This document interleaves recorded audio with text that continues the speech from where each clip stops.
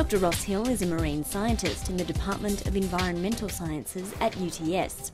He's looking into the impacts of climate change on photosynthetic marine organisms. So your work comes under the umbrella of marine climate change. That seems like a very big issue to be tackling. Can you break it down for me as to what your research involves? The main focus of the research I'm doing at UTS is coming under the umbrella of climate change and marine systems, but there's two big problems which we're looking at. The first being global warming. Now that's happening because there's more CO2 in the atmosphere. Through the greenhouse effect we're getting a warmer atmosphere, and as a result the oceans are also warming. The second big problem, thanks to CO2 again, is it's dissolving into oceans. And the result that has is more acidic oceans. So all the CO2 that's in the atmosphere coming from human activities such as burning of fossil fuels, driving cars, agricultural activities, we're seeing an increase in the atmosphere. So from the pre-industrial levels of about 280 parts per million CO2 in the atmosphere, we're now up to almost 400 parts per million. That's higher than a level that's been seen in about the last 650,000 years, and the rate it's increasing is also about 100 times faster in about the last 650,000 years. Why is that dangerous for a reef? As temperatures continue to increase, we see more frequent and more intense and often more widespread bleaching events.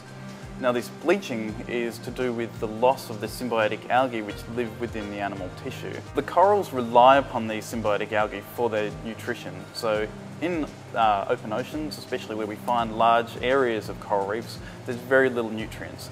So these algae which live inside the animal tissue are able to harvest sunlight through photosynthesis and give nutrients back to the animal.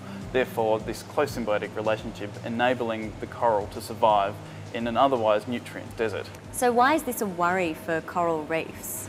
So this is a problem because what we're beginning to see is these bleaching events occurring more frequently. Without these algae inside the animal tissue of the coral can't survive. And we often see large mass mortalities of coral following a bleaching event. So how does your research then fit into this? So we know that warmer temperatures in the oceans cause coral bleaching events. What we want to understand is what is the actual photosynthetic trigger within the algae that causes them to be expelled from the animal tissue.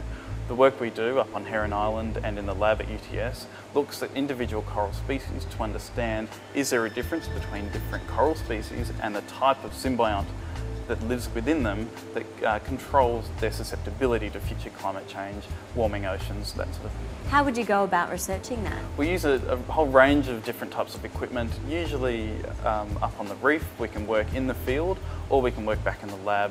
The type of field instruments we can use are portable chlorophyll fluorometers. These instruments measure the photosynthetic capacity of anything photosynthetic. So we can use these instruments in the field, take them underwater with us, and determine the health of a coral through quite simple measurements. Back in the lab we can look at the oxygen production and the consumption of carbon dioxide in the process of photosynthesis to try and understand which side of impact within the whole chain of photosynthesis is actually being affected. It sounds to me a little bit like it's just an excuse to go scuba diving. Well, it definitely has its perks. We actually do a lot of the work just by going out onto the reef flat and collecting samples. And so at low tide you can just walk out and there's large expanses of reef which are exposed and you can easily get your samples. Or you can go out snorkelling at high tide. And these corals are cultured in coral tanks here at UTS, and we grow up these corals to be used for a whole bunch of different experiments within the lab here. So in all of this research, what's new that we haven't known before?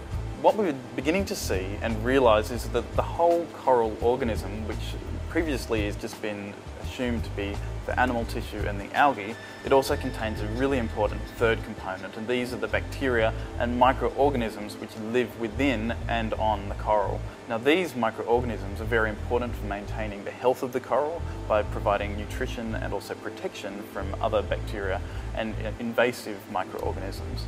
We're beginning to look at how corals with or without certain types of bacteria are more or less susceptible to climate change. So we're beginning to understand that the types of organisms that live on and within corals that we can't see with our own eyes, beginning to understand that they are really important and play a major role in maintaining the health and fitness of corals on the reef. What do you have to say to climate change skeptics? I get a lot of people saying to me that they don't necessarily believe climate change is happening, and that comes as quite a shock to me because I've worked on climate change and I've seen the impacts that it can have, and in my mind there's no question climate change is happening, and it's because of human activity.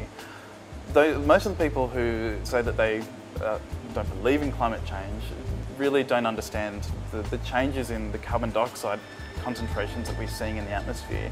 The huge increases that we're seeing in such a short time frame, we can't expect those to not have consequences on our atmosphere, on our climate. And we're seeing these changes in warming oceans, in warming atmospheres, more acidic oceans, and these are having direct effects, and they are because of human activities. You seem very passionate about this. Why is that? I've been up to Heron Island many times, and it's an incredible place. Like many places on the Great Barrier Reef, the diversity on the reef is incredible. They've been compared to the rainforests of the sea, but they actually contain many more and more diverse organisms than any other place on Earth. So they really are worth conserving and protecting. With global warming and also ocean acidification, we're seeing the destruction and loss of many of these ecosystems, which are really fragile but play an important role not only ecologically but also socially and for the economy. About 500 million people around the world rely on coral reefs for their livelihood, and from the perspective of tourism and fisheries, they need healthy coral reefs for their income.